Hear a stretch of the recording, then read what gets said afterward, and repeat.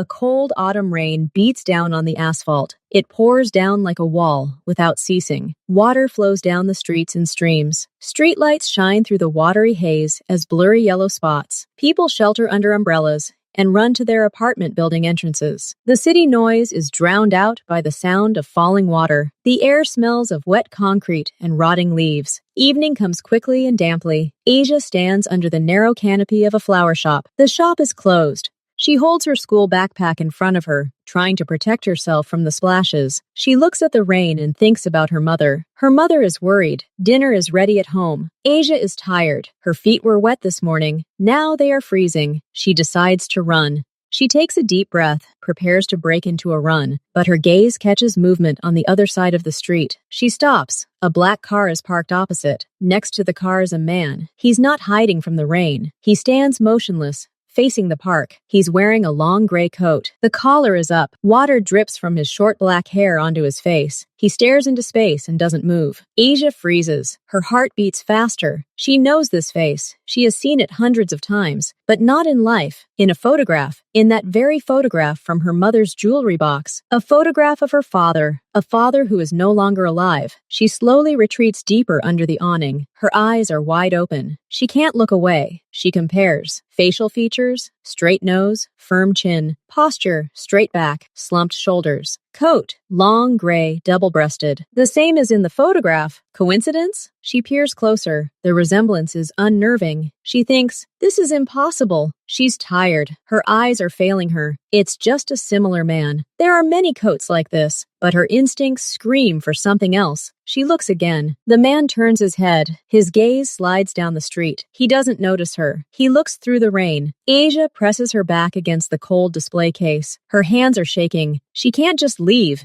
She has to understand. But how? Approach? Ask? Fear paralyzes her. She sees the man finally move. He turns to the car. The door opens from the inside. Now he'll get in and drive away. Disappear. She loses him forever. Asia remembered a tiny detail. In an old photograph, her father had a barely noticeable mole above his left eyebrow. She always touched it with her finger. The girl peered through the rain. On the man's face, in the same spot, was a small dark spot. Asia's heart sank. This couldn't be a coincidence. She looked at his hands. He pulled the keys out of his pocket. Wide palms, long fingers, just like the man in the photograph who had his arm around her mother's shoulders. Asia felt a slight dizziness. She gripped her backpack tighter. Calm down, she told herself. It wasn't him. Dad died. Mom said so. She tried to spot the differences. The man looked older than her father in the photo, but the photo was old. If her father had lived, he would have looked just like this. His clothes? The coat seemed an exact copy, but maybe it was just a popular style? Her thoughts were jumbled.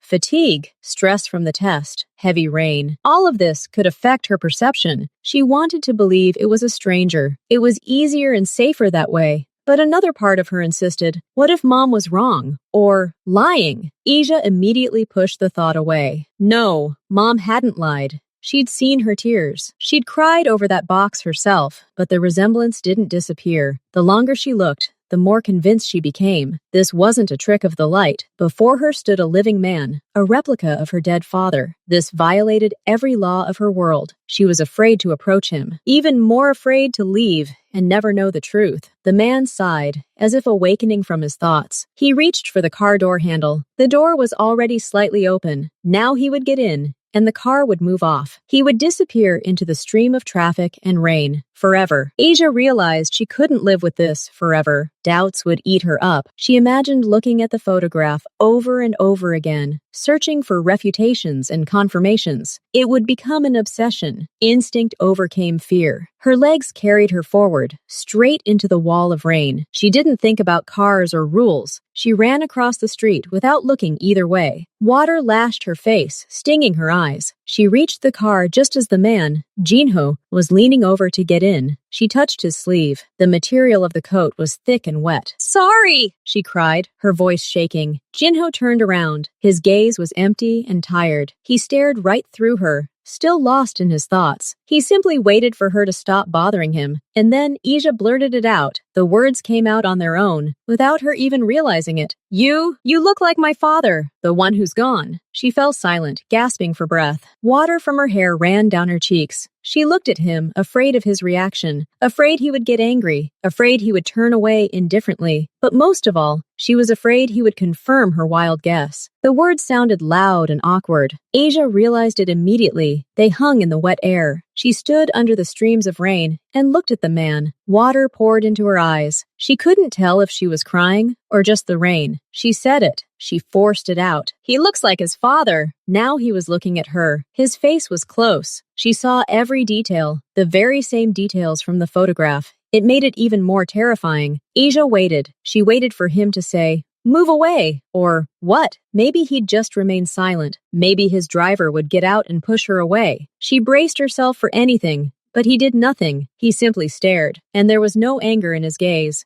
There was an empty space there, as if he was looking through her at something else. Jinho heard a voice, a child's voice. He turned toward the sound. A drenched girl stood before him. She said something. His mind was elsewhere. He was thinking about supply problems. He was thinking about the call he needed to make. The rain was a nuisance. This girl was another nuisance. He nodded, automatically, politely. He didn't even hear the words. He saw her lips moving. He heard sounds, but the meaning didn't sink in. He had already started to turn back to the car. He had to go. He didn't have time for random passers-by. His hand reached for the door handle again. He stepped into the warmth and dryness of the car. The girl was simply part of the noisy, wet evening. Another irritant. Nothing more, nothing less. And suddenly, his legs froze. His brain, belatedly, reproduced the phrase, word by word. Looks like my father, who is gone." At first, it was just a jumble of words. Then they came together. Then the meaning hit with all its force. He slowly straightened up, stepped away from the car, turned to face the girl. The rain poured down on him, but he didn't notice. He peered at her. For the first time, he truly saw her, a girl, about 10 years old, dark-skinned, large, frightened eyes. She was shaking from cold and excitement, and she just said he looks like her dead father. His world stopped for a second. All plans, all thoughts disappeared. Only this girl and her wild words remained. He didn't know what to do. He didn't know what to say. This had never happened in his life before. He stood there, silent. He looked at her. His face was expressionless. Inside, there was complete chaos. He tried to find logic, to find an explanation. He found nothing. The driver in the car coughed uneasily. Jinho didn't react. He was in a stupor, complete and utter. The silence lasted for a few seconds. It was interrupted by the sound of rain and the distant honk of a car. Jinho slowly caught his breath. He felt cold water seeping under the collar of his coat. It brought him back to reality. He had to say something, do something. The girl waited, staring at him wide-eyed. He took a step forward to close the distance. Now they stood very close under the streams of water. "I'm sorry." His voice was quiet but clear. "Please repeat it. What did you say?" He asked the question politely, almost formally, but his eyes were attentive. The haze of distraction vanished. He looked at her, waiting for an answer, studying her face. Asia shuddered at his voice. He spoke, not rudely. He asked her to repeat. She nodded, swallowing the lump in her throat. "I said that you look like my dad." She wiped her wet face with her hand, trying to see him better. "In the photograph, we have a photograph of him at home, and he was wearing the same coat."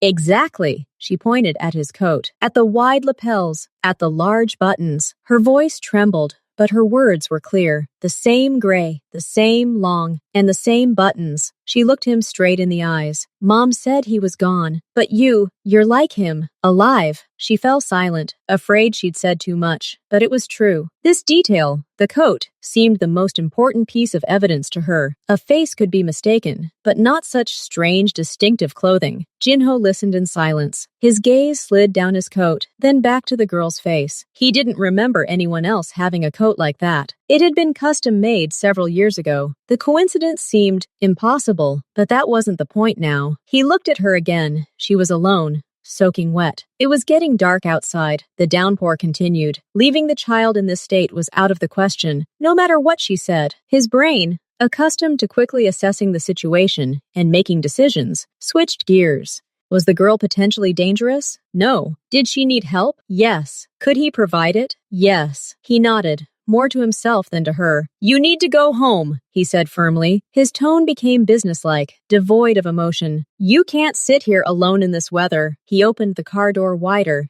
and gestured inside. "Get in. I'll give you a ride. Give me the address." He looked at her, making it clear it wasn't a request, but a reasonable offer. "Otherwise, you'll catch a cold. Your mother will worry even more." Asia hesitated for a second. She looked at the warm, dry interior, at the dark street, at his serious face. Fear told her not to get into a stranger's car, but her own frozen body and the burning desire to know the truth were stronger. She nodded. "Okay," she said quietly. Jinho let her go first. She climbed in, leaving wet footprints on the seat. He climbed in after her and closed the door. The sound of the rain became muffled. The interior smelled of leather and cleanliness. "Address?" he asked, turning to the driver, who was already looking in the rearview mirror, awaiting the command. Asia whispered the street and house number. The car pulled away smoothly, cutting through the streams of water. Jinho stared straight ahead, sensing the quiet, wet embodiment of some old, long-forgotten secret sitting beside him. The car drove smoothly and almost silently. The sound of the rain faded to a dull rustle behind the tinted windows. The cabin was warm. The air was dry. Asia sat pressed against the door. Her wet jacket left a dark stain on the light leather of the seat. She looked out the window at the blurry lights floating past, but saw nothing. Her thoughts revolved around the man sitting half a meter away. She stole a glance at his reflection in the glass. He sat upright, staring straight ahead. His face was calm and inscrutable. He didn't look at her. It seemed he'd forgotten she existed. She thought about the coat, about the photograph. She tried to compare the image in her memory with the person next to her. Doubts returned. Maybe she had exaggerated. Maybe it was just an incredibly strong resemblance. But then where did she get that same coat? She clenched her fists. The question she was afraid to ask out loud echoed in her head. "Who are you?" Jinho was silent too. His gaze was fixed on the space between the seats, but his thoughts were racing. The girl, the photograph, the coat. The coincidence was too incredible. He remembered an old coat he'd worn 7 years ago. It truly was unique. He'd never seen anyone else like it. Why had the girl approached him? A simple coincidence? Or something else? He analyzed her behavior.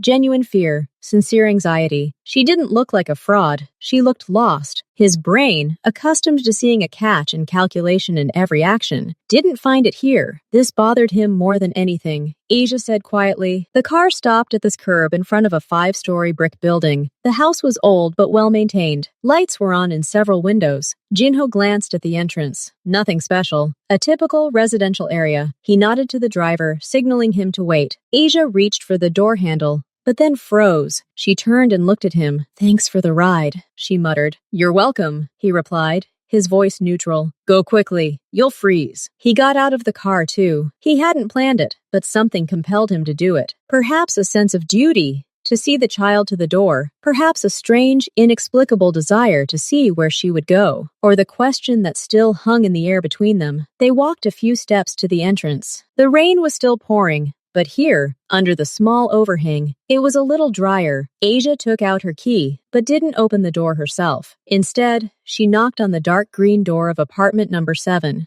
The knock rang out loudly in the quiet entryway. Asia stood with her head down, clutching her wet backpack. She was afraid to turn around. Jinho stood 2 steps behind her, in the shadow cast by the stairwell. He didn't want to startle whoever opened the door. He simply waited. His figure in a long, dark coat looked alien and slightly ominous in this narrow space illuminated by a yellow bulb. He heard another door slam somewhere above. The house was silent. He stared at the door that held this girl's life. A life that, she said, held a photograph of a man who looked just like him. He didn't know what to expect. He'd braced himself for a tired woman to open the door, thank him, and then close the door, and that would be the end of it. For some reason, this thought left him slightly disappointed. Footsteps were heard outside the door. Light, quick. The click of the bolt. The door opened. The door opened quickly, as if someone had been standing behind it, waiting. A woman appeared on the threshold. It was Taya. She looked tired, but her face immediately lit up with relief when she saw Asia. The woman wore simple lounge pants and a sweater, her hair pulled back into a loose ponytail. "Asia, oh my God, I was so worried." Her voice was full of concern and anxiety. She immediately reached out to hug her daughter. "You're soaking wet! Where have you been?" At that moment, her gaze slid behind her daughter. She saw a man. The smile froze on Taya's face. Her eyes, so warm and soft just a moment ago, widened. At first, they were filled with confusion. Who was this man? Why was he standing behind her daughter? Then her gaze focused. She looked at his face, at his features, at the high cheekbones, the straight nose, the shape of his eyes. She looked at his coat, long, gray, double-breasted. Time stood still. Taya stopped breathing. The color instantly drained from her face. Her skin turned ashen gray. Her eyes, still wide open, were filled not with horror, but with something deeper, a pure animal shock, as if she had seen not a person, but a ghost from her worst nightmare. Her lips trembled. She tried to say something, but no sound came out, only a quiet, hoarse exhalation. She recognized him immediately, without a shadow of a doubt. Years had passed, but she recognized every feature. It was Jinho. Her legs suddenly felt like jelly. She felt the floor give way beneath her. She took a step back, unsteadily, trying to hold on to the doorframe. Her hand gripped the doorknob, her fingers white with the strain. "Mom?" Aisha turned around, startled by her mother's expression. She didn't understand. "Mom, what's wrong?" But Taya no longer heard her. She looked only at Jinho, her world, which she had so carefully constructed all these years. A world where there was only her and Aja, a world where the girl's father was dead, collapsed in an instant. Then he resigned himself to it. He opened his mouth to say something, at least to say her name, but he didn't have time. Taya's eyes rolled back in her head. Her consciousness, overwhelmed by shock, shut down to protect her. Her fingers loosened, releasing the doorknob. She began to fall backwards into the hallway, as if mown down. "Mother!" Eiji's scream sounded piercing and frightened. Jinho reacted instantly, automatically. He stepped forward, across the threshold, catching Tai's falling body before it hit the floor. He held her, feeling her hanging limply in his arms. She was light, fragile. Asia was rushing around, her eyes full of tears. Mom, what's wrong with you? Wake up!" Jinho quickly assessed the situation. He carefully carried Taya further into the hallway and laid her on the floor, away from the threshold. He crouched down next to her, checking her breathing and pulse. She was breathing. Her heart was beating rapidly but steadily. She had simply fainted from shock. "She's okay," he told Aya, and his voice, to his own surprise, sounded calm and reassuring. "It's shock. She just fainted. Help me. I need to raise her legs." Asia nodded tremblingly and rushed to find something to put under her mother's feet. The small, cozy hallway was now in chaos. A woman Jinho hadn't seen in years lay on the floor. Their daughter was crying nearby. And he, a man accustomed to being in control of any situation, sat kneeling on someone else's floor, aware that his past had just burst into the present with deafening force. For a few seconds, a quiet panic reigned in the small hallway. Jinho held Tai's limp body, while Ija thrashed about. "A pillow! Or roll up your jacket," Jinho told the girl clearly, cutting off her tears with a commanding tone. Asia rushed into the room and returned with a small throw pillow from the sofa.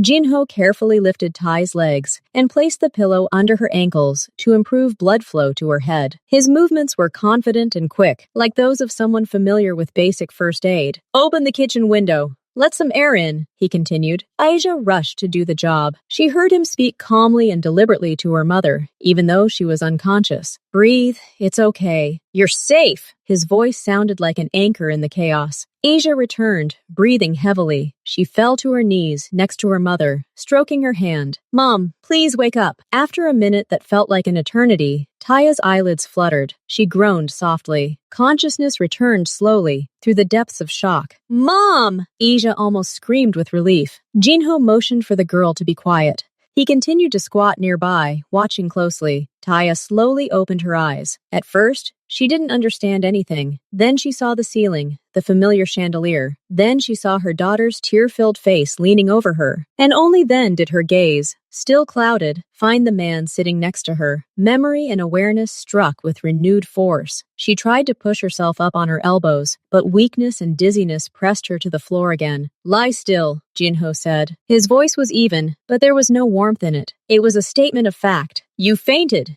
You're okay." He helped her sit up slowly, leaning her back against the wall in the hallway. His hand on her shoulder was firm and impersonal, simply a functional support. Taya recoiled from his touch as if from fire. She was pale as a sheet, her hands trembling. "Mom, how are you? What happened? Aisha hugged her, holding her close. She was confused. She had seen her mother fall when she saw this man. But why? Just from surprise? Taya didn't answer her daughter. She couldn't tear her eyes away from Jinho. Now they sat opposite each other on the hallway floor. He in his rain-soaked coat, she in simple house clothes, as if separated by years and an abyss of lies, but suddenly thrown into the same moment in time. No one said a word. The air became thick and heavy. There was horror in Taya's eyes. Pure, silent terror that her entire world, the one she'd so carefully built, was about to collapse. There was guilt, so deep it felt like it was physically pressing on her chest. There was panic. What would she tell her daughter? How would she explain? But most of all, there was a question in her gaze. Why are you here? How did you find us? Jinho looked back at her. His face remained a mask of calm, but his eyes were alive and very attentive. There was no anger or reproach in them. For now, there was a cold, analytical understanding. He pieced together the facts in his mind with lightning speed. A girl, Asia. She was about 10 or 11 years old. Her words about her dead father, her resemblance. He peered into the girl's features, clinging to her mother. Yes, there was something of him in her, the shape of her eyebrows, the shape of her eyes, Ty's disappearance many years ago, his fruitless search, her complete silence. All the puzzle pieces fell into place with a quiet, soundless click. He didn't ask, "Is this my daughter?" He already knew the answer. He saw it in Taya's panicked gaze, in her attempt to pull away, in the trembling that ran through her. He simply looked at her, letting her know that he saw. He saw everything, the truth she had hidden for so long. Asia, still hugging her mother, looked from one to the other. She felt her mother's body tense. She saw how silent they were, yet they seemed to be shouting at each other wordlessly. The silence was becoming unbearable. "Mom," she began again, but her voice was quieter now, filled not with understanding, but with nascent fear. You know him?" Eiji's question hung in the air, sharp and awkward. Taya flinched as if she'd been struck. She finally tore her gaze away from Jinho and looked at her daughter. In Eiji's eyes, she saw more than just childish curiosity. There was already an understanding there. This man wasn't just a random passerby, and her mother knew him. Shame washed over Taya like a wave. It was searing and nauseating. She'd lied to her own daughter every day for 11 years. She'd stolen Eiji's father and this man's daughter, and now the lie had been revealed in the most humiliating way. She felt small, dirty, and caught red-handed. The fear was even stronger. Fear of losing their daughter, fear of her hatred, fear that everything would collapse, their quiet life, their trust, everything they had. Tai's voice broke, turning into a croak. She tried to stand up, leaning against the wall. Jinho automatically extended his hand to help, but she recoiled again, as if from hot metal. I'm sorry, I didn't. She couldn't collect her thoughts. Her mind was racing, searching for some kind of support in this nightmare. Suddenly, her gaze fell on the kitchen door, on the clean tablecloth on the table. It was a habit, a ritual. In stressful situations, Taya always did something with her hands. Cooked, cleaned, set the table. It gave her the illusion of control. "Tea," she breathed, and it sounded like a saving idea. "We need tea. We're all soaked. We need to warm up." She practically ran into the small kitchen, leaving Iju and Jinho in the hallway. She clutched at her usual routine like a drowning man clutching at a straw. She took out the kettle, filled it with water, and set it on the stove. She fussily pulled out her best china, the kind she only brought out on special occasions, from the cabinet. She laid out the cups, saucers, and spoons. Her hands trembled, and the spoons clanked against the saucers. Asia and Jinho silently moved into the kitchen. Jinho took off his wet coat and carefully hung it over the back of a chair. He stood and watched her nervous commotion, realizing it was merely a shield, the last barrier before the inevitable conversation. Asia sat at the table, her eyes never leaving her mother. She'd never seen her like this. Even in the most difficult times, her mother was her rock, but now she resembled a frightened bird flapping against the glass. "Mom," Aisha said quietly, "please stop. Sit down." But Taya wasn't listening. She pulled a cookie out of the jar and placed it in a bowl. Her movements were abrupt and pointless. The silence in the kitchen, broken only by the sound of the kettle boiling and the clink of dishes, was finally broken by Jinho. He sat down opposite Eiji, his posture calm and collected. He realized that Taya wouldn't be able to start. Someone had to say the first word, and it would be better if it was him, calmly, no accusations. Your daughter, he began, addressing Ty's back, but looking at Aisha, came up to me on the street. It was raining heavily. She said I looked like her father, the one she thought was dead. Taya froze at the stove, holding the teapot in her hands, her back tensed. Asia nodded, her eyes lighting up. Yes, it was true. She said she had a picture at home, Jinho continued in a calm, almost businesslike tone, and in it, her father was wearing the exact same coat as mine. I offered to give her a ride because it was late and pouring. We got here. She knocked on the door. You answered. He paused briefly, letting these words sink in. He added nothing of his own. No emotion, no questions, just the facts. Teapot was in her hands. Her face was still pale, but something other than fear, doom, had appeared in her eyes. His voice was quiet, but in the quiet kitchen, it rang like a gong. It wasn't a question. It was the start of a showdown. Jinho's question hung in the air. Taya remained silent, her fingers white on the teapot handle. The answer was obvious to everyone in the room, but saying it out loud would be a confession. Asia spoke. Her voice, usually quiet, sounded clear and demanding. She looked at her mother, and there was no longer fear or confusion in her eyes. There was determination. Mom, Aisha said, bring the photograph. The very one, from the box. Taya flinched as if she'd been pushed. Her eyes darted to Jinho, then back to her daughter. Asia, not now, she began, her voice trembling. Guess? Tea? Bring it, please, Asia repeated, not looking away. She wasn't going to back down. It all started with this photograph, and now it belonged on the table. The girl felt that only this piece of physical evidence could break through the wall of silence and reticence. I want to see it. I want to comfort. Why? Taya blurted out, her tone akin to a plea. She set the teapot down on the table, nearly spilling the boiling water. It's just an old card. No need for it now, Asia said firmly. She stood up from the table.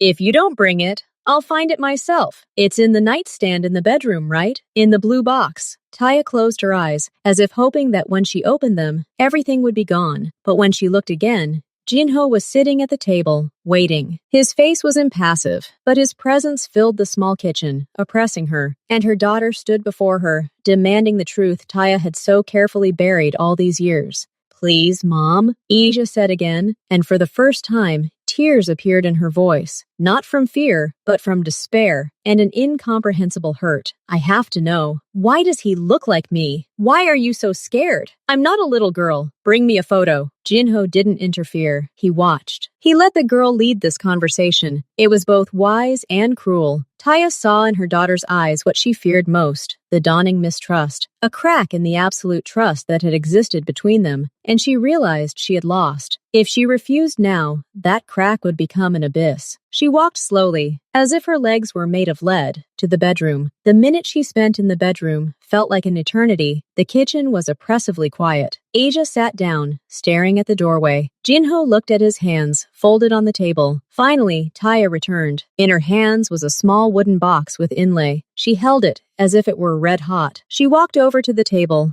and, without looking at anyone, opened the lid. Inside, on a velvet lining, lay several old photographs and a postcard. She took out one of the photographs. Her hand was visibly shaking. She didn't hand it over right away. She looked at the photo, and her face twisted in pain. It was a moment of farewell. Farewell to the lie that had protected her for so long. Then she placed the photograph on the table, in the middle, between the cups of steaming tea. She didn't push it toward either Ije or Jinho. She simply placed it down and took a step back, as if from a rattlesnake. The black and white photograph, slightly faded with time, captured a young Jinho. He stood in a park, smiling, his eyes closed against the sun. He wore that same long gray coat with large buttons. Taya's hand rested on the sleeve of his coat, young, laughing, with shining eyes. It was a snapshot from another life, from a life Taya had buried. Asia immediately snatched up the photograph. She closely compared the image with the man sitting across from her. Her gaze shifted from the flat photo to the living face. Her own suspicions, her certainty, all of it was nothing compared to this irrefutable proof, now lying there for all to see. Jinho also easy looked at the photograph. He hadn't seen it in years. He'd almost forgotten it existed. Seeing himself like this, young, carefree with Taya, was strange and painful. It was like peering into a parallel universe where his life had taken a different path. Now the photograph lay on the table, a silent accusation, an undeniable truth, and the silence that followed was louder than any scream. Asia picked up the photograph. She moved it closer to the edge of the table,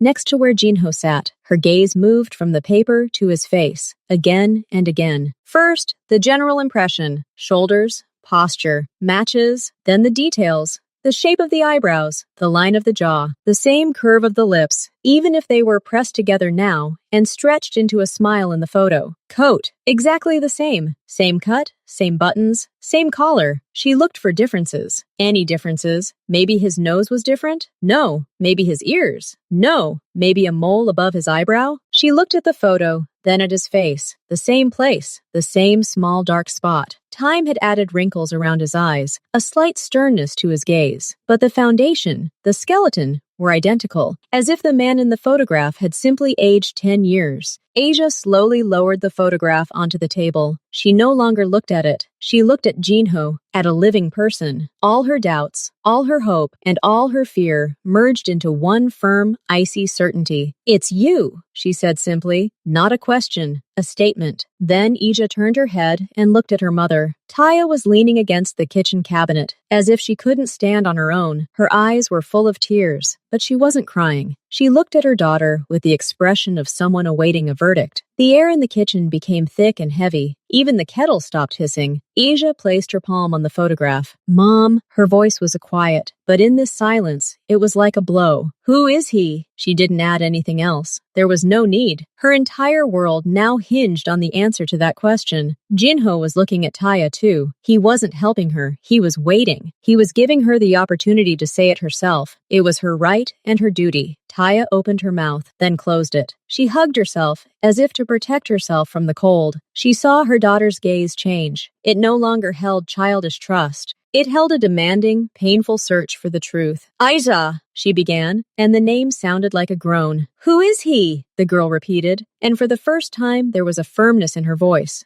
bordering on harshness. "You know him. I can see that you do. He's in the photograph of my dead dad. So who is he?" The pressure became unbearable. Under the gaze of her daughter and Jinho, the wall of silence Taya had built for years crumbled to dust. She couldn't keep it inside any longer. The truth was bursting out, suffocating her. "He's your father," she breathed. The words came out quietly, a broken, cracked whisper, but they echoed thunderously in the kitchen. Asia froze. She heard the words, but her brain refused to accept them. She stared at her mother, unblinking. Taya continued speaking, hurriedly, confusedly, swallowing back tears. The words flowed like a torrent, as if she were afraid that if she stopped, she would never finish. "We were together before you were born. Then we broke up. I was pregnant with you. I was scared. His world, it was different, difficult, dangerous. I didn't want this life for you. I didn't want him to know. I thought I could do it alone." She squeezed her eyelids shut and tears streamed down her cheeks. He tried to find me. He called. He looked for me. I hid. I changed numbers. I moved. Then it became easier to tell you that he was gone, that he was dead. An accident. It was easier that way. For me, I thought I was protecting you. She opened her eyes and looked at Aya with anguish. "My whole life, it was a lie to you. Every day. I'm so ashamed, daughter. You can't imagine how ashamed I am." She fell silent, exhausted, devastated. The dirty secret she'd carried for 11 years now lay on the table next to that very photograph. The confession brought no relief, only pain and fear of what would happen next. She looked at her daughter, expecting to see hatred in her eyes. Ty's words hung in the air and died away. Absolute silence reigned in the kitchen. Even the sounds from the street seemed to have vanished. Cups of half-drunk tea sat on the table, the steam slowly fading. Asia didn't move. She sat staring at a single spot on the tabletop, directly in front of the photograph. Her face was smooth and empty, like a mask. Inside, everything was crashing and crumbling. Every word her mother said struck the fragile glass of her world like a hammer. "He's your father. I was hiding. I lied. 11 years of lies. 11 years of the story of the fallen hero father she lived by. All her questions, her quiet sadness by the photograph. It all turned out to be built on a deception. The greatest truth of her life turned out to be the greatest lie. Taya looked at her daughter and saw her turn to stone. It was more terrible than screaming or crying. She reached out her hand, but didn't dare touch her. Jinho watched. He saw the shadow of shock and pain pass across the girl's face. He processed the information himself. All the years of searching, all the questions, found their answers here, in this kitchen. It was a chair, screeching as it was pushed away from the table. Asia stood up. Her movements were abrupt, mechanical. She looked at her mother. There were no tears in her eyes, only a cold, mature clarity. "I can't forgive this," she said clearly. Her voice sounded alien, flat. "You lied to me every day. You took my father away from me." Taya tried to say something, but only a muffled groan came out of her throat. Asia turned to Jinho. She looked at him, studying him, searching his features for what she had seen in the photograph. His father. "I want to live with you," she declared. It wasn't a request. It was a decision. "I want to know who you are. I want to know the truth. I don't want to be here anymore." The words sounded like a death sentence. Taya grabbed the edge of the table to keep from falling. Her worst fear was coming true in the blink of an eye. Jinho rose slowly. He saw the pain in Tai's eyes. He saw his daughter's face, frozen with hurt. There were no winners in this scene, but there was a choice he had to respect. He approached Asia and placed his hand on her shoulder. It was the first conscious, fatherly gesture he'd made in years. His touch was firm and warm. "Okay," he said simply. "You'll live with me. You'll have your own room. Everything you need." Then he looked at Taya. His face was serious, but without malice. "I don't hold a grudge against you," he said, and there was a strange, detached honesty in his words. "I understand the fear, but the time for fear is over." He paused, choosing his words. "I'll provide her with a good life, the best education, security. You don't have to worry about that. And you," he looked straight at her, "you can always visit her, whenever you want, whenever she wants." It wasn't a generous gesture, but a statement of fact. He hadn't intended to steal his daughter entirely, as they had done to him, but he was taking the lead now. He was giving Asia a choice, and letting Taya know that the rules had changed. Asia nodded,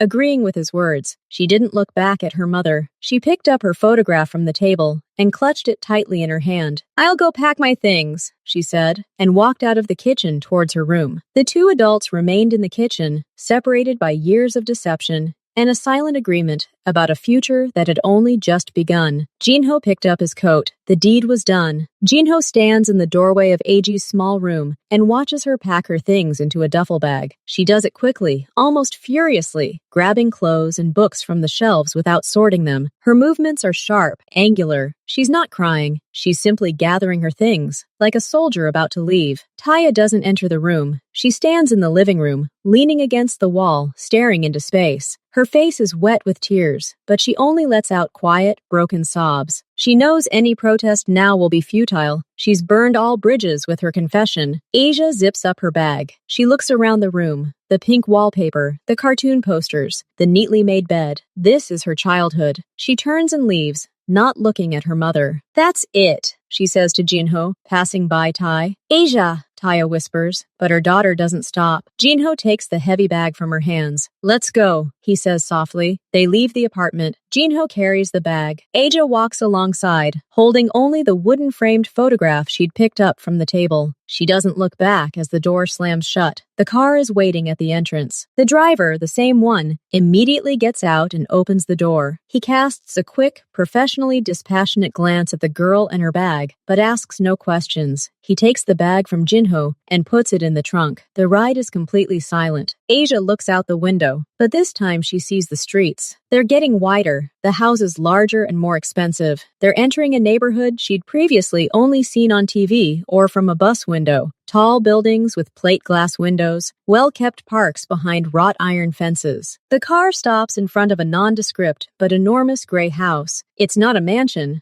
but more like a fortified modern fortress with a minimum of windows on the ground floor. The gate opens automatically, letting them into the courtyard. Jinho goes out first and helps Aije. He leads her to the front door, which is opened by a man in simple dark clothes. Not a uniform, but something between a tracksuit and business attire. He nods silently to Jinho. "This is Ilion," Jinho says. Aije, without explaining who he was, said, "He'll help with anything." Ilion takes the bag and disappears into the depths of the house. Inside, the house is spacious, but almost empty. Lots of open space. minimal furniture. Everything is in neutral tones, gray, beige, black. There are no personal belongings, photographs, or knickknacks. It's clean, expensive, and soulless, like an architect's studio. Jinho leads Iju to the second floor and opens the door to the room. Here's yours. There's furniture, clothes, books, whatever you want. We'll buy you tomorrow. The room is large and bright, with a private bathroom and a huge window overlooking the courtyard. It contains a bed, a desk, and an empty closet. Everything is new and still smells of wood and fabric. This is a guest room, quickly prepared for a permanent resident. Ija places the photograph on the bedside table. Thank you, she says automatically. Get some rest, Jinho says. Dinner's in an hour. If you need anything, tell Ilion. He leaves,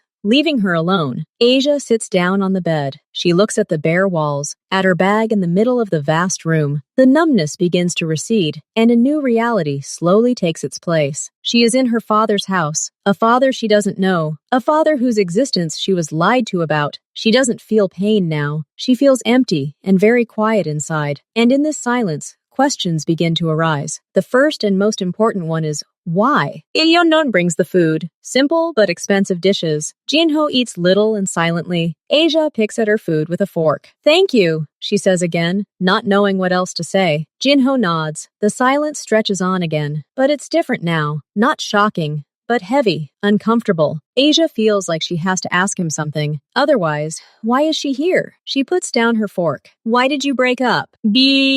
She asks bluntly. Her voice is louder than she expected. Jinho slowly puts down his fork. He looks not at her, but at his plate, collecting his thoughts. Your mother and I, we were very different, he begins cautiously. I was a different person. Young, stupid, busy with my own affairs. I had a complicated business. A dangerous one, Aisha asks immediately. Import-export, he answers, which is technically true, but not the whole truth. I spent a lot of time traveling, in negotiations, sometimes in conflicts. Your mother wanted stability, a quiet life. She was right. The life I led wasn't right for her. But you knew I was going to have a baby? Aisha asks again. Mom said she was pregnant when you broke up. Jinho closes his eyes for a moment. No, he says honestly. I didn't know. She didn't tell me. I only found out she was pregnant when I tried to find her after an argument, but she'd already disappeared. Changed her number. Moved.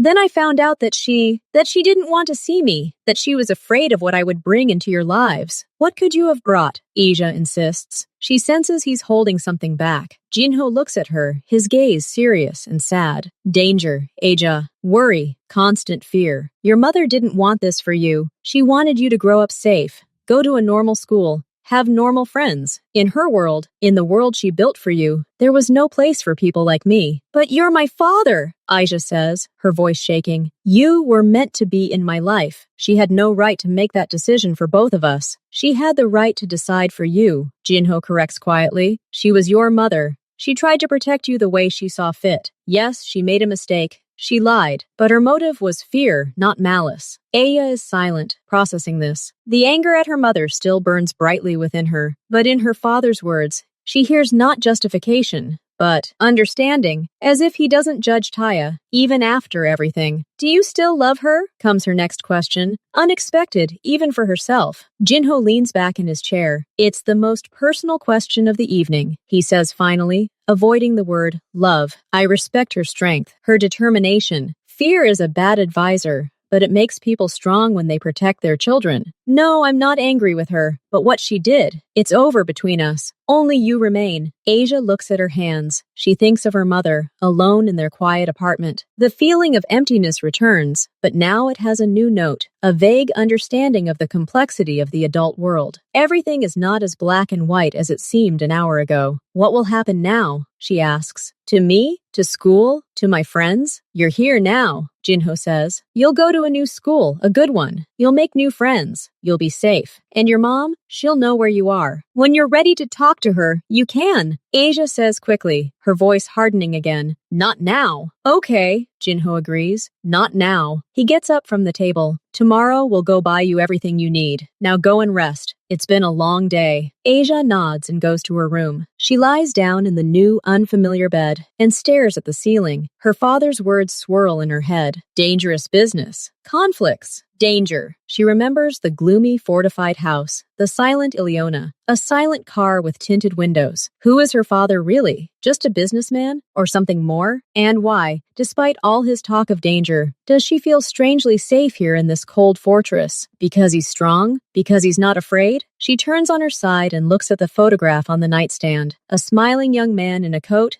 and her mother, happy and carefree. They seem like people from another planet. What happened? What broke? She doesn't have answers yet.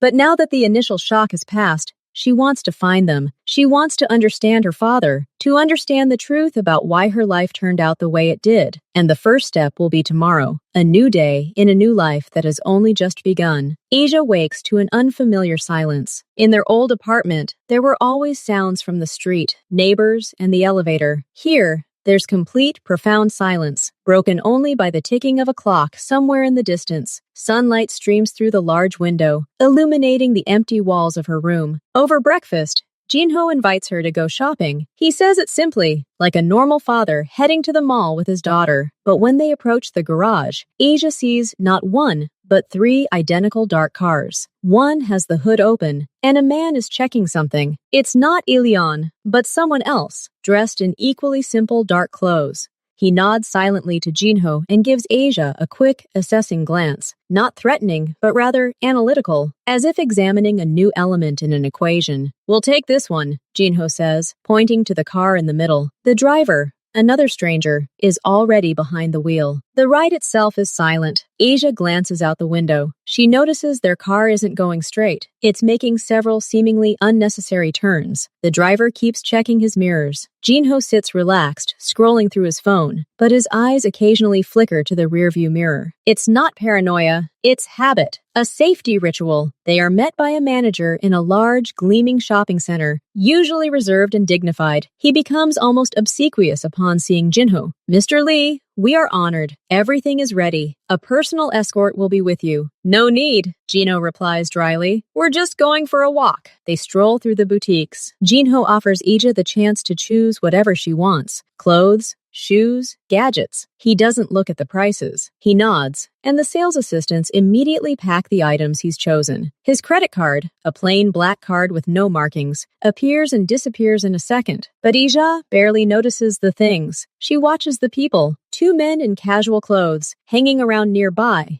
but not looking at the windows. Their gaze glides over the crowd, the exits, the elevators. They're not pretending to be shoppers. They're here for work. Their job is to observe. One day, as they pass an electronics store, a young man in an expensive but flashy suit approaches Jinho. He smiles, but his eyes are nervous. "Mr. Lee! What an unexpected meeting. I was just about to..." Jinho doesn't even pause. He makes a barely perceptible gesture with his hand. One of the 2 male observers instantly appears between him and the young man. "Make an appointment through the secretary," Jinho says without turning around. His voice is icy. The young man freezes, his mouth open, and then quickly disappears into the crowd. Asia sees all this out of the corner of her eye. She doesn't ask anything, but the puzzle is starting to come together. That evening, when they return with dozens of packages, another incident occurs. Jinho escorts Iju to her room and tells her he needs to make a few calls. He goes into his office, a room on the ground floor with a heavy oak door. Asia sits in her room, but curiosity is consuming her. She quietly leaves and descends the stairs. The door to the office is ajar. Voices can be heard from inside, not just Jinho's. Someone else is talking, excitedly and rapidly. Asia freezes around the corner of the hallway, out of sight from the office. "This can't go on like this, boss. He doesn't respect borders. He thinks that because he has people now, he can encroach on our territory," says a hoarse male voice. "And what is he proposing?" Jinho's voice is calm. "Proposing? He's demanding a percentage of the southern supplies. He says he's protecting the logistics. That's insolent." "Protecting?" Jinho's voice becomes quieter, but that only makes it more dangerous. "On my logistics?" There's a pause. Asia barely breathes. Jinho finally says. His voice sounds tired, but there's no weakness in it. Let him come and say it to my face. And in the meantime, find out where he got these people from, who gave them to him, and where they are now. Carefully. Understood, boss. There's the sound of a chair being pushed back. Asia bounces off the wall and runs silently back up the stairs, her heart pounding in her throat. She dashes into her room and closes the door, leaning her back against it. Boss. Territory. Supplies. Protection. These were words from cop shows, from the crime newsreels that my mother quickly flicked through. They sounded abstract and distant. Now they resonated in her father's voice. The next day, she makes up her mind. At lunch, she puts down her fork. Dad, she says for the first time, and the word feels strange on her tongue. What do you do? Really? Jinho slowly puts down his napkin. He looks at her. He doesn't look surprised. It seems he'd been expecting this question. I have a business. Different ones. What business? Asia insists. Yesterday, I overheard a conversation about territory, about some people. He doesn't ask how or what she heard. He nods. I have companies. They transport goods, own real estate, run restaurants. Everything is legal. Everyone pays taxes. But the world, Asia, is complicated. Sometimes businesses have competitors. Sometimes these competitors don't play by the rules, not by the law. You can't just call the police, because their methods are different. That's why you need to be able to negotiate, or show that negotiating is more profitable than feuding. Are you Mafia? Asia blurts out, and her own words frighten her. Jinho doesn't wince. He's not angry. There is such a word. It's harsh and imprecise. I am a person who ensures order in my world. I provide work. I ensure the safety of those who work with me. I solve problems that the law can't or won't solve. Sometimes it requires force. More often, just talking. That's how the world works. Not black and white. Many shades of gray. But it's dangerous. Aisha whispers. Mom was right. Yes, he agrees honestly. It is dangerous. That's why I didn't look for you aggressively. I knew roughly where you lived, with whom. I could have taken you by force many years ago. But I didn't want to bring this danger into your world until you yourself came to me in the rain. Asia is silent. Her image of her mafia father,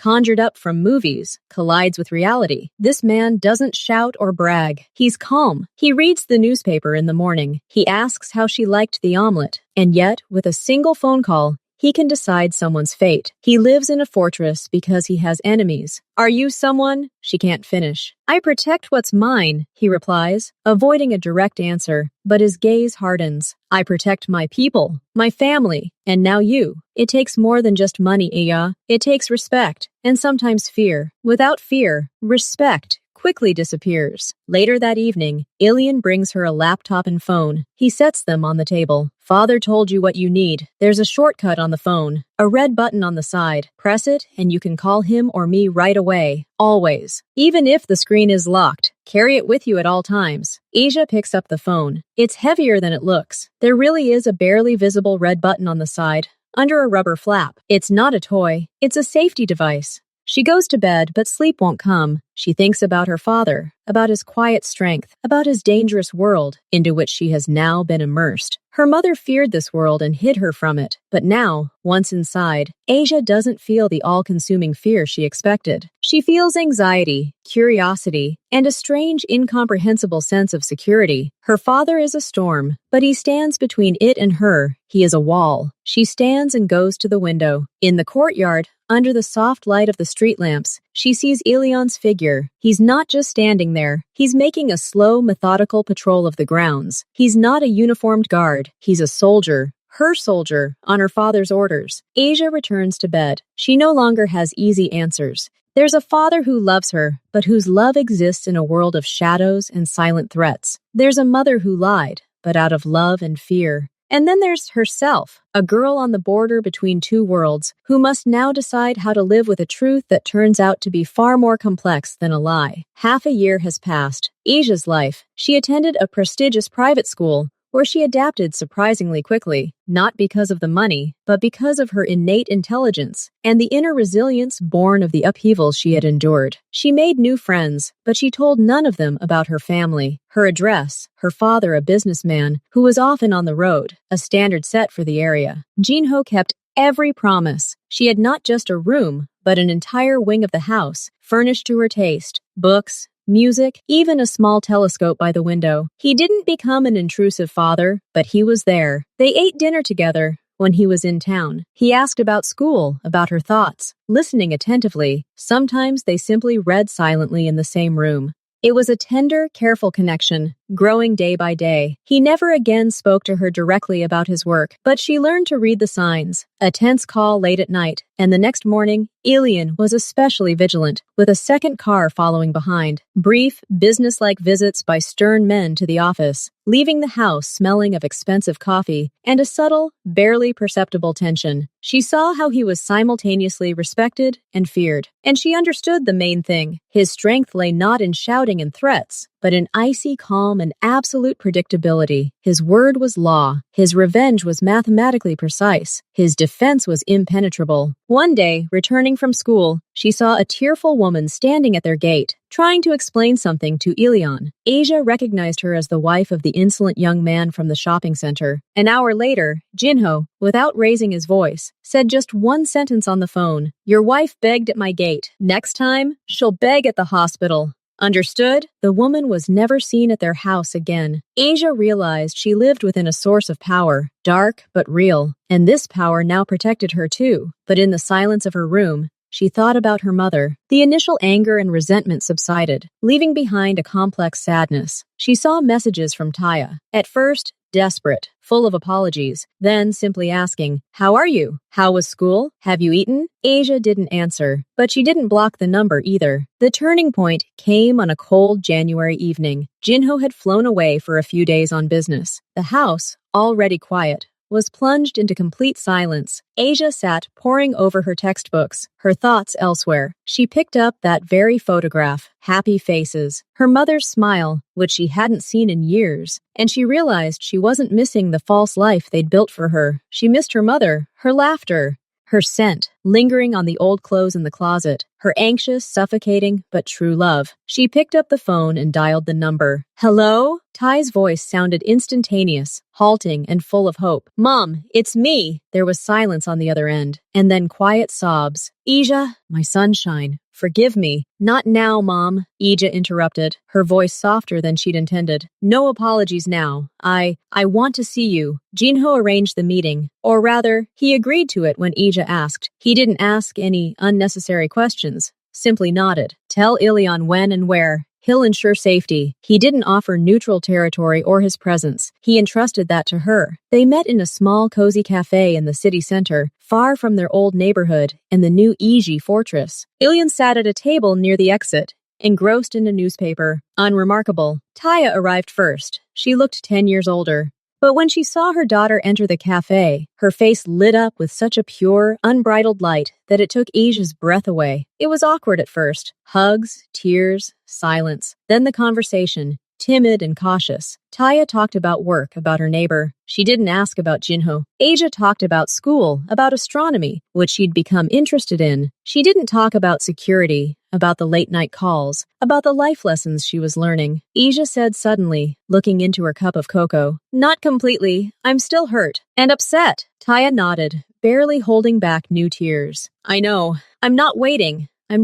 I'm glad to see you. I missed you every day. But Dad, he's a good father," Aya said quietly, calling him that for the first time in her mother's presence. "He's not like you thought. He's complicated, but he loves me and protects me in his own way." Taya took a deep breath. "I saw the way he looked at you then, on the threshold, and I realized I was wrong, not about his danger, but about the decision I made for both of you. I had no right to deprive you of your father, and him of his daughter." They were silent. "I'm not coming back to live with you, Mom," Asia said clearly. "My life is there now. I have responsibilities, and I want to get to know him, but I want you in my life, in a way that's right for us." Taya wiped away her tears and smiled weakly. It was a smile full of sadness and acceptance. "For me, the right thing is just to know that you're happy, and to see you sometimes, if you let me." "I'll allow it." Asia nodded. When they left the cafe, the same fine, cold rain was drizzling outside as the day they first met Jinho. But now, Asia wasn't the same helpless girl under the awning. She was different. Jinho's car pulled smoothly up to the curb. Asia hugged her mother goodbye, tightly, like a grown-up. "I'll call," she promised. As she got into the car, she saw Taya standing in the rain,